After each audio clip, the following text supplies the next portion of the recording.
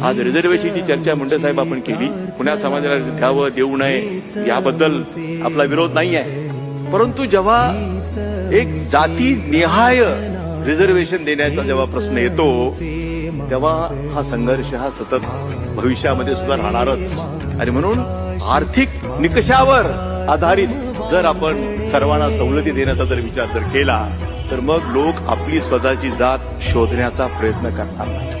आज प्रत्येक जण या शोधामध्ये आहे की माझी जात कुठली आणि मग मला त्याच्यातून सवलत कशी मिळेल. आणि हा जो संघर्ष जो निर्माण जो होतोय तो जर टाळायचा असेल तर मला असं वाटतं की आर्थिक निकषावरच भविष्यामध्ये हा विचार केवळ एका राजकीय पक्षाला करून चालणार नाही. त्याच्यासाठी काही राष्ट्रीय जे पक्ष आहेत त्यांच्यामध्ये एक मतैक्य आपल्याला जर निर्माण करता आले, कॉन्शन्सच जर आम्हाला निर्माण करता आला तर भविष्यामधले संघर्ष हे आम्हाला निश्चितपणानं टाळता येतील.